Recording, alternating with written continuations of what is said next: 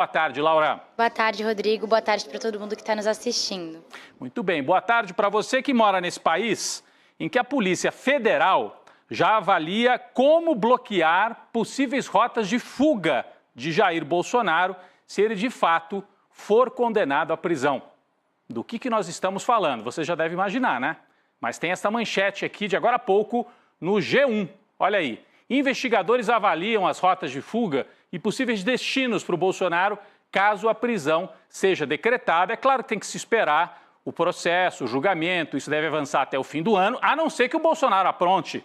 E aí seja necessária uma prisão preventiva, né? Esse é um dos destaques do noticiário de hoje, no dia seguinte do julgamento em que o ex-presidente e mais 7 auxiliares, incluindo 3 generais e um almirante, foram transformados em réus pelo Supremo Tribunal Federal. Mas eu vou pedir para a Laura, lá da nossa redação, trazer mais informações sobre isso. Laura, o pessoal no jornalismo já está atrás, né, as nossas equipes e de outros órgãos de imprensa, desta informação, se a Polícia Federal está preparada para uma possível fuga de Jair Bolsonaro. Laura. Rodrigo, de acordo com o blog da Sadia, os investigadores da Polícia Federal e os ministros do Supremo têm traçado cenários para uma possível fuga do Jair Bolsonaro, aí caso ele tente escapar, caso ele seja preso, né, como você falou, condenado por tentativa de golpe de Estado. O primeiro cenário que a Polícia Federal aí está imaginando é uma fuga por terra, em que ele tentaria atravessar a fronteira da Argentina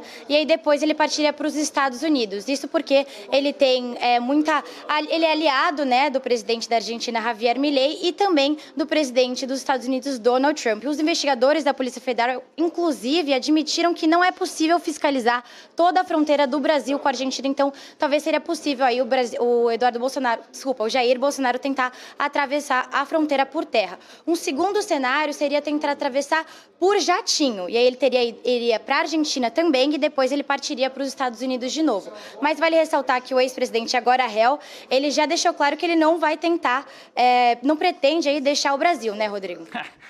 O que ele diz, a gente não deve levar muito em conta. Faz muito bem a Polícia Federal se de fato está preparada para traçar as possíveis rotas de fuga. E a Laura resumiu aqui para a gente. Argentina e depois Estados Unidos. A Argentina pode ser de carro, atravessando a fronteira, com uma carteira de identidade, não precisa do passaporte, e depois de lá, protegido pelo Milei, jatinho para os Estados Unidos. Eu acrescentaria uma outra possibilidade, direto para a Embaixada dos Estados Unidos, lá em Brasília. Mas a Polícia Federal, essa é a apuração da Andréa Sadi, tem outros colegas nossos também no encalço dessa informação, de que o Bolsonaro pode estar planejando, não para agora exatamente, mas um pouco mais para adiante, esta fuga, né? Aliás, a nossa chamada hoje é isso, né? Uma família em fuga. Tem a família busca-pé e, no caso dos Bolsonaro, é a família que dá no pé. E por que nós estamos falando disso? Porque o Jair não é o único que pode escapar do Brasil, né? A gente teve o Eduardo Bolsonaro já permanecendo nos Estados Unidos e daqui a pouco vamos trazer informação sobre o Léo Índio, o sobrinho do Jair Bolsonaro, que também deu no pé para a Argentina. Vamos falar daqui a pouco sobre isso, é a informação de hoje. Léo Índio, sobrinho de Jair, acusado por tentativa de golpe também, apareceu na Argentina. Já já mais informações, porque agora eu vou para a repercussão internacional da decisão tomada ontem pela primeira turma do Supremo Tribunal Federal. Não é sempre que um presidente, numa democracia importante no Ocidente, vira réu por tentativa de dar um golpe de Estado com apoio militar. Vamos para a repercussão aqui, começando pelos nossos vizinhos. Na Argentina, o jornal Clarín trouxe a informação já na capa. Aqui, ordenam processar Bolsonaro pela tentativa de golpe contra Lula. É uma chamada aqui no meio da página. E nas páginas internas, a gente pode ir para as páginas internas do Clarín, você tem 2 páginas com destaque para isso. Do lado de lá, a Corte Suprema do Brasil ordenou processar Bolsonaro por organizar um complô golpista contra Lula e uma fotografia de ontem, daquele momento em que o Bolsonaro parecia bastante alterado, né, naquela coletiva no Senado que nós acompanhamos ao vivo, aqui inclusive no ICL, com a presença da Heloísa Vilela, lá em Brasília. E ao lado o Flávio Bolsonaro com uma cara um pouquinho mais serena, talvez já planejando. Será que eu também vou ter que fugir? O Flávio tem mandato lá no Senado. Do lado direito, os 5 graves delitos que imputou o tribunal a Bolsonaro. Estamos falando do Clarín, principal jornal conservador argentino, mas que fez uma cobertura nada simpática ao Bolsonaro. É um jornal de direita, tá? Seria como a Folha de São Paulo, lá da Argentina. E aqui ao lado um perfil do Bolsonaro com esse chapelão de cowboy, sei lá do quê, e ao lado, e embaixo o título, um outsider provocador e com nostalgia da ditadura, a cobertura bastante completa do principal jornal argentino sobre a transformação de Bolsonaro em réu por tentativa de golpe de Estado. Jornal chileno, vamos para a próxima, o jornal chileno El Mercúrio também trouxe na capa, eu até coloquei aqui a setinha, porque esse trouxe mais embaixo a informação, está aqui embaixo, ó. Suprema abre julgamento de Bolsonaro, primeiro ex-mandatário processado por tentativa de golpe. É o destaque do jornal chileno, também um jornal conservador chileno, destacando o que está acontecendo aqui no Brasil. Vamos agora para a Europa, jornal El País, né? Talvez o principal jornal hoje da Europa, né, ou um dos principais, trouxe na primeira página, no alto da página, dando bastante destaque, é a principal, fora o noticiário local, lá da política local, a principal notícia aqui do lado direito, no alto da página, é o Bolsonaro. Bolsonaro vai a julgamento por encabeçar uma tentativa de golpe de Estado. O Supremo brasileiro moveu a causa ao ex-presidente por unanimidade, né? Abriu a ação por unanimidade. Eu estou traduzindo aqui, né, assim, ao vivo. El País. E lá dentro, olha, uma página inteira na área nobre do jornal. Bolsonaro será julgado por liderar uma tentativa de golpe de Estado contra Lula, e o Bolsonaro também naquela coletiva, com óculos um pouco torto, tentando entender, né, acertando a mira do que ele pode fazer daqui para frente. Houve destaque também em outros jornais europeus. Vamos para a próxima. Outro jornal europeu, acho que agora pela ordem, é o Le Monde, principal jornal francês. Esse aqui está em inglês, né, porque vem do site do Le Monde. O Le Monde é francês, mas aqui a gente foi buscar, não sei por que acabou vindo a versão em inglês, né? O Bolsonaro vai a julgamento pela tentativa de golpe, é o destaque do Le Monde. E temos também, do outro lado do Atlântico, no New York Times, manchete do New York Times, Jair Bolsonaro vai a julgamento no Brasil por tentativa de golpe. E temos uma fotografia aqui de uma das manifestações golpistas, provocativas, de Jair Bolsonaro nos últimos dias, né? Então, são os destaques que a gente tem internacionais. E eu vou agora chamar de novo a Laura Couto, porque a gente tem destaque que veio de fora do Brasil, mas do presidente brasileiro. Laura Couto, presidente Lula do Japão, falou sobre a abertura, né, desta ação penal, já que agora Bolsonaro se transformou em réu. Laura, com você. Pois é, Rodrigo, Lula comentou sobre essa decisão do Supremo de ontem. Ele disse, abre aspas, é visível que o ex-presidente tentou dar um golpe no país e é visível que ele tentou contribuir para o meu assassinato. Muito forte aí essa fala. Ele também disse que espera que o Bolsonaro tenha a presunção de inocência que ele não teve e que o Bolsonaro, que não é o homem Bolsonaro que está sendo julgado e é um golpe de Estado que está sendo julgado. E que ao invés de chorar, que o Bolsonaro caia na realidade e saiba que cometeu um atentado contra a soberania do país. O Lula ainda disse que não adianta o Bolsonaro ficar pedindo anistia antes do julgamento, porque quando ele pede anistia, ele já está assumindo que ele é culpado. Então aí essas duas falas aconteceram aí quando o Lula estava no Japão, como você mencionou, Rodrigo. Portanto, o Lula, numa fala bastante forte, falando claramente, abertamente, que o Bolsonaro chegou a planejar, né, pelo menos participou do planejamento do que poderia ser o assassinato do presidente eleito, àquela altura, o presidente Lula e o vice Alckmin, né? Daqui a pouco nós vamos falar mais sobre a viagem de Lula ao Japão, na verdade à Ásia, né? Ele foi ao Japão e agora já saiu do Japão, se dirige para o Vietnã. Acho que temos imagens aqui, olha, essa aqui foi o momento da chegada do Lula, mas ele passou, foi uma viagem relativamente rápida pelo Japão e que ficou, de certa forma, ofuscada pelo noticiário do julgamento de Jair Bolsonaro no Supremo Tribunal Federal. Mas daqui a pouco nós vamos falar mais sobre isso. Importante, o Lula foi com uma comitiva de políticos, presidente do Senado, presidente da Câmara, devem ter conversado bastante sobre a ideia de anistia que o Bolsonaro quer e o Lula e o governo não querem. E então Alcolumbre e Hugo Mota devem ter conversado muito com o Lula também sobre as questões políticas do Brasil. Tiveram bastante tempo no voo do Brasil até o Japão. Vamos voltar a falar do julgamento por golpe, pela tentativa de golpe de Estado, porque ontem 8 personagens foram transformados em réus. A gente já sabe quais são, né? O Bolsonaro e os 7 mais próximos. Só que a gente já tem mais 3 núcleos golpistas com o julgamento da admissibilidade marcados, né? Os julgamentos marcados. Então, para saber se vão transformar em réus também esses aqui. O primeiro desses núcleos é o Núcleo Militar e de Ações Táticas, que tem 12 integrantes. Estão os nomes aqui na tela. Eu não vou ler todos os nomes, mas se você quiser olhar aqui na tela, então esse é o núcleo operacional das ações táticas e militares. Eu chamaria toda a atenção do mundo para esse primeiro nome do lado esquerdo. Esse é um general Estevan Teófilo Gaspar de Oliveira. Aqui está só Estevan, mas ele é conhecido como general Estevan Teófilo. Sabe o que ele era, o general Estevan Teófilo? Ele era simplesmente o comandante do Comando de Operações Terrestres e estava sob a guarda dele aquele batalhão dos Kids Pretos de Operações Especiais.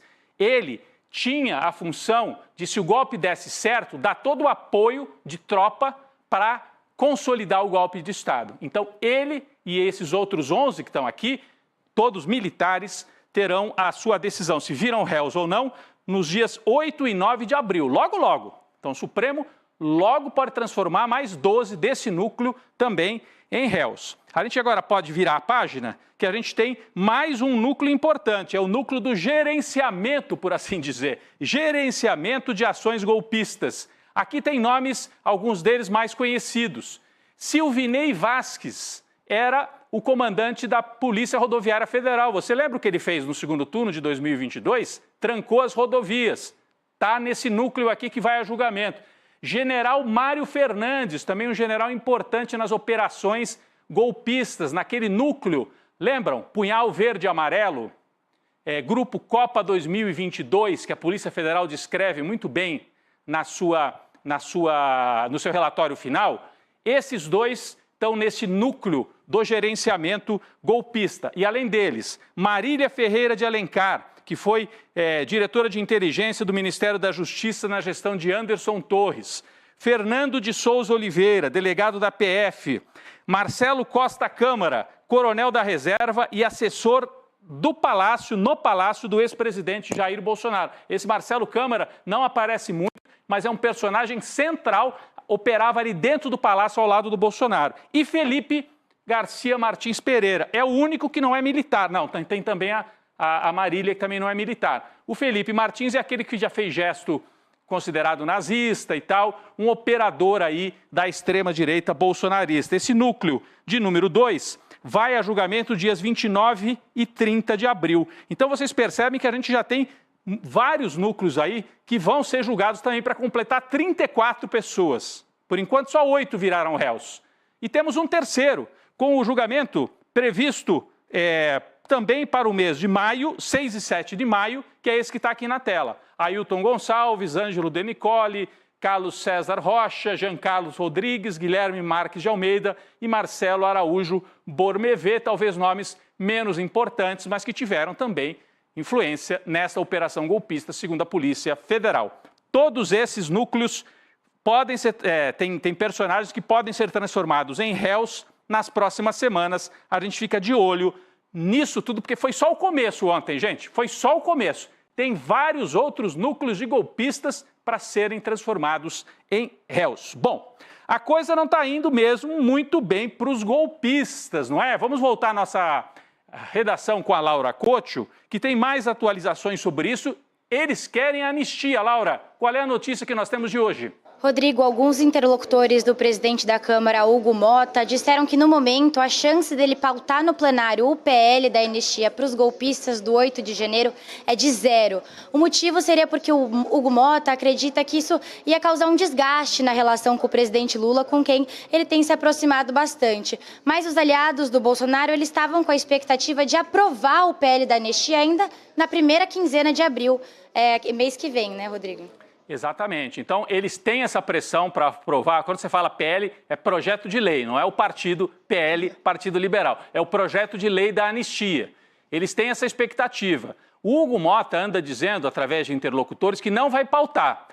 A extrema-direita está pressionando para que ele paute. Tem uma reunião prevista para a próxima terça-feira. Portanto, Hugo Motta, que está na Ásia com o Lula, volta de lá, já com essa decisão tomada, se vai pautar ou se não vai. E aí, terça da semana que vem, a gente fica sabendo. A nossa manchete, nesse momento, chance zero, Mota diz que não irá pautar o projeto da anistia, mas vamos esperar, porque ele foi eleito com votos também da extrema-direita. Então, pode ser que faça um gesto para lá, para cá, ensaboando e ficando no meio do caminho. Eu acho que é o mais provável, não vai talvez renegar totalmente a anistia para não incendiar totalmente o clima com os bolsonaristas. Bom, quem é que não está nada feliz com o que está acontecendo no país? Muita gente. A bancada bolsonarista, a família Bolsonaro, os apoiadores, mas especialmente o deputado Marcel Van Hatten. Né? Marcel Van Hatten. Em sua fala no plenário hoje, ele fez ataques diretos, pessoais, a Lula e Alexandre de Moraes. Chamou os dois, como está aqui na manchete do Globo, de cruéis e covardes. Cruéis e covardes. Defendeu a anistia aos condenados pelos ataques de 8 de janeiro. Afirmou que Lula e Moraes são cruéis e disse que a organização que está no STF é mafiosa. Foi a expressão usada pelo deputado que ofendeu, partiu para o confronto aberto com Alexandre de Moraes e com o presidente Lula. Ele ainda acusou a corte de chantagear a classe política inteira no Brasil. Não entendi. Por que está chantageando? Porque está colocando limites nas emendas? É isso, Van Hatten? Isso é chantagem ou é tentar esclarecer e impedir maracutaia, como a turma do PL, que nem é o partido dele, ele é do Partido Novo, mas é aliado, é da extrema-direita do mesmo jeito, né? Então, cruéis e covardes. Não é cruel fazer um plano de golpe de Estado que prevê o assassinato do presidente, do vice e do juiz Moraes? Isso não é crueldade nem covardia, Van Hatten? Não é covardia nem crueldade arrebentar a sede dos três poderes? Não é crueldade nem covardia manter acampamentos na frente dos quartéis, prevendo golpe de Estado? Com a força do Exército, desconhecendo as urnas? Tem que ver quem é cruel e quem é covarde no entendimento das pessoas, principalmente dos democratas aqui no Brasil. Bom, falando em crueldade e covardia, vamos falar ainda da família Bolsonaro. Eduardo, o Dudu Bolsonaro, fechou misteriosamente a empresa que ele mantinha no Texas, nos Estados Unidos. E fez isso no mesmo dia que outra empresa do seu sócio, chamado Paulo Generoso, atenção, também foi fechada. Tudo aconteceu nos Estados Unidos. Vamos à redação, matéria de hoje, hein? Quem trouxe essa informação de hoje foi o Jamil Chad e quem atualiza para a gente é a Laura Couto. Laura. Rodrigo, a empresa Brás Global Holding, que estava no nome do Eduardo Bolsonaro nos Estados Unidos, foi aberta no começo de 2023, justamente quando Jair Bolsonaro estava no país, logo depois que ele perdeu as eleições para o Lula. A empresa foi fechada um ano depois, no dia 18 de abril de 2024, no mesmo dia em que também foi fechada as atividades de uma outra companhia, a Liber Group Brasil. Mas a coincidência, Rodrigo, é o seguinte: as duas empresas tinham participação do Paulo Generoso, que você citou, que é o influenciador e empresário que esteve nos acampamentos em frente aos quartéis e participou do 8 de janeiro. E a outra coincidência é que as empresas estavam registradas no mesmo endereço no Texas. Agora, uma terceira que eu vou trazer para você é que a Brás Global Holding, além do Eduardo Bolsonaro e do Paulo Generoso, tinha um terceiro sócio, que é o André Porciúncula Esteves. Ele ocupou, Rodrigo, por alguns meses a Secretaria de Fomento e Incentivo à Cultura durante o governo Bolsonaro. E era ele quem administrava aí, por exemplo, todos os recursos da Lei Rouanet, Rodrigo. Muito bem, essa matéria que a Laura resumiu aqui pra gente, eu vou até virar para cá para a gente colocar de novo a matéria na tela, a manchete, é a manchete do Jamil Chad do UOL. Se a gente puder colocar aqui de novo, porque esta matéria do Jamil Chad fala de duas empresas e três personagens. Só para a gente entender bem, porque são vários nomes, né? Duas empresas. Quais são as empresas que foram abertas no comecinho de 23 e fechadas em 2024 no mesmo dia? Brás Global Holding. Eduardo Bolsonaro é sócio, o Porciúncula, André Porciúncula é sócio, o Paulo Generoso também é sócio. E uma segunda empresa, Liber Group Brasil, em que só os outros dois, fora o Eduardo Bolsonaro, são sócios. Porciúncula e o Generoso. Elas são fechadas no mesmo dia. Quem é o Paulo Generoso? A Laura já falou um pouquinho sobre ele. Ele participou do movimento República de Curitiba, era um entusiasta da Lava Jato, né? Um homem ligado à extrema-direita bolsonarista foi para a porta de quartel e pediu que não fosse reconhecido o resultado das eleições. Esse é o Paulo Generoso, muito generoso, olha ele com vinho na mão, sócio do Eduardo Bolsonaro. A gente não entende bem por que as empresas foram abertas e fechadas e por que as duas fechadas no mesmo dia. Bom, a princípio não há crime, mas é uma coincidência, né? Abrir empresa e fechar empresa não tem crime nenhum. Mas as duas nos Estados Unidos, e elas foram abertas quando o Bolsonaro, Jair, escapuliu para lá, para não passar a faixa para o Lula e, sei lá, né, para talvez decidir o que fazer com as joias, com aquilo tudo que ele carregava nas malas. Será que essas empresas receberam algum recurso proveniente do Jair? Não, a gente não sabe. Estou fazendo perguntas aqui, mas é coincidência. Bom, e o outro, eu falei aqui do Generoso, e o André Porciúncula? André Porciúncula Esteves, a Laura citou rapidamente esse personagem aí também, é um dos sócios. Esse cara é policial militar na Bahia, foi, né? Ele aí, ó, amigão do Jair, André Porciúncula, e cuidava no Ministério da Cultura da grana da Lei Rouanet. Aprovar os projetos da Lei Rouanet, que eles sempre falaram mal, mas a gente sabe que a direita, quando pôde, usou. E ele era o operador disso. E vai para os Estados Unidos e se torna sócio do Eduardo Bolsonaro. Coincidências apenas. Queria chamar a atenção também a revista Fórum, né? Tem o canal da Fórum e tem o site da revista Fórum. Trouxe uma matéria bastante interessante, assinada pelos jornalistas Luiz Carlos Azenha e Plínio Teodoro. Eles avançam um passo a mais. Eles falam destas empresas aqui e conseguiram descobrir pelo menos uma movimentação financeira da empresa do Eduardo Bolsonaro. R$800 mil de empréstimo. Saiu da empresa do Eduardo Bolsonaro e foi para a empresa chamada Venture Expansion, em julho de 2023. Quem é o dono dessa Venture Expansion? Roderick Venture. O empréstimo foi pago no ano seguinte, em 6 de fevereiro de 2024, um pouco antes do Bolsonaro e os amigos dele fecharem as duas empresas. Será que eles fizeram isso só para essa operação triangular? O dinheiro sai daqui, vai para lá, volta?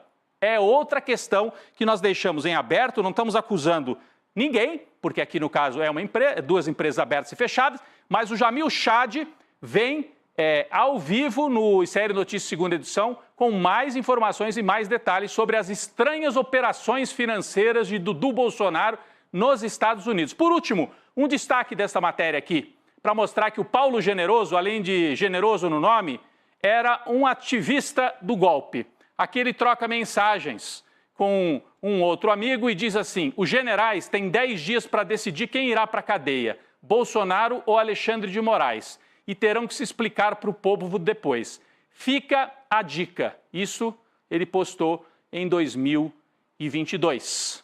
Mais ou menos acertou, né? Porque agora os generais estão indo para a cadeia. Mas para mostrar o naipe deste sujeito. Ainda sobre a família Bolsonaro, eu prometi que nós íamos falar. Saímos agora das empresas estranhas e vamos para um personagem estranho, né? Outro integrante da família Bolsonaro apareceu fora do Brasil. O Léo Índio, Leonardo Rodrigues de Jesus, sobrinho do Jair e muito amigo do Carluxo. Está aí na fotografia, com o olho aí meio vermelho, no dia das manifestações de 8 de janeiro. Ele afirmou estar na Argentina 22 dias com medo de ser preso. A informação surgiu numa entrevista à rádio Massa FM do interior do Paraná. No mês passado, ele havia se tornado réu por tentativa de golpe de Estado. Agora há pouco, dessa tarde, Alexandre de Moraes deu 48 horas para que a defesa do Léo Índio explique se o acusado fugiu efetivamente do Brasil, porque ele, por enquanto, é réu. Mas ele fugiu? Está com medo de ser preso? Essa informação foi divulgada justamente no dia, do dia de hoje, em que o Supremo tomou uma outra decisão importante em relação ao Léo Índio, mais um integrante da família Bolsonaro, que aparece fora do Brasil. Laura Coach, atualiza para a gente, por favor. Rodrigo, hoje a primeira turma do STF formou maioria para negar um recurso da defesa do Léo Índio. Segundo os advogados dele, ele não deveria ser julgado pelo Supremo porque ele não tem foro privilegiado. Mas o que acontece é que a corte é responsável por julgar todos os casos relacionados ao 8 de janeiro. Então, com isso, o Supremo decidiu manter o Léo Índio como réu por participar dos atos golpistas. Ele é acusado de associação criminosa armada, tentativa de abolição violenta do Estado Democrático de Direito, direito, golpe de Estado, dano qualificado, ameaça contra o patrimônio e deterioração do patrimônio tombado. Rodrigo. Muito bem, esse aí é o resumo da situação do Léo Índio. Vamos falar de mais um extremista? Daniel Silveira. Termina amanhã o prazo para o STF decidir o futuro do ex-deputado extremista do Daniel Silveira. 5 ministros da corte já votaram em plenário virtual para que o bolsonarista seja mantido preso. São necessários 6 votos para formar maioria. Laura, rapidinho, traz para a gente a atualização, que nós temos outras informações aqui. Rodrigo, essa votação se refere também a um recurso apresentado pela defesa do Daniel Silveira, pedindo que ele volte à liberdade condicional. Até o momento, quem votou foi o ministro Alexandre de Moraes, que é o relator do caso, Flávio Dino, Carmen Lúcia, Dias Toffoli, e agora o último voto foi do Edson Fachin. Rodrigo. Muito bem, então temos aí as atualizações sobre bolsonaristas, extremistas, alguns fugidos, outros tentando fugir. A família dá no pé, a família dá no pé a família Bolsonaro. E quem não deu no pé está preso, que é o caso do Daniel Silveira.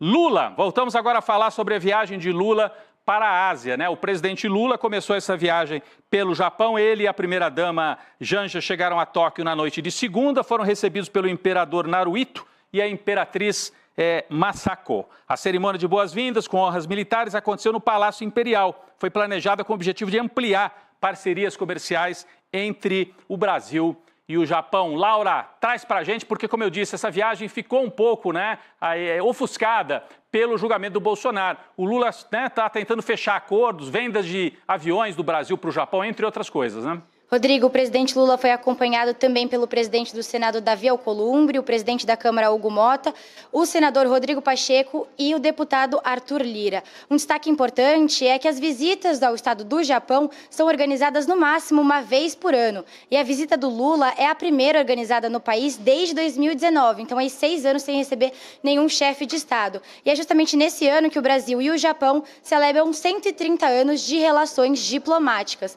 Entre os acordos, como você citou, está a venda de 20 jatos da Embraer para o Japão. E esse negócio vai render aí cerca de 20 bilhões de reais para a Embraer, Rodrigo.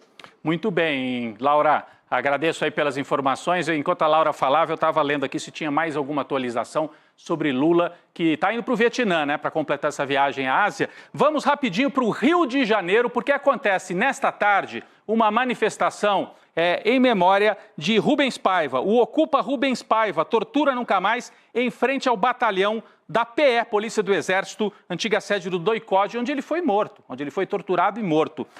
O repórter Lucas Rocha está lá e traz mais informações para a gente. Lucas. Estou aqui em frente ao 1º Batalhão de Polícia do Exército do Rio de Janeiro, aqui na zona norte do Rio de Janeiro, onde acontece hoje o ato Ocupa Rubens Paiva. Nesse prédio aqui, que hoje funciona a Polícia do Exército, foi um dos principais espaços do aparato repressivo da ditadura militar. Foi aqui que funcionou o DOI-CODE e foi aqui que Rubens Paiva foi trazido após ser sequestrado por agentes do Estado. Por conta disso, há 10 anos há um busto em homenagem a Rubens Paiva aqui nessa praça, a Praça Lamartine Babo.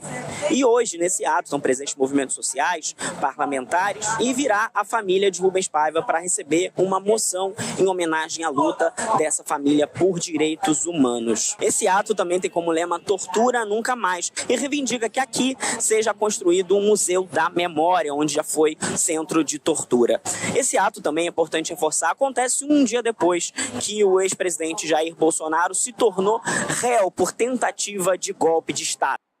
Muito importante esse trecho final que o Lucas trouxe para a gente, né? Lembrar a memória de Rubens Paiva no momento em que estão sendo julgados outros militares e o Jair Bolsonaro por tentativa de implantar uma segunda ditadura militar no Brasil. Viva Rubens Paiva, viva a memória de Rubens Paiva e de todos aqueles que morreram sob tortura. Obrigado ao Lucas, vocês separam cada vez mais o ICL com repórteres na rua, a gente teve repórteres lá em Brasília, no STF, e o Lucas Rocha acompanhando tudo pra gente diretamente do Rio de Janeiro. Vai começar já já o ICL.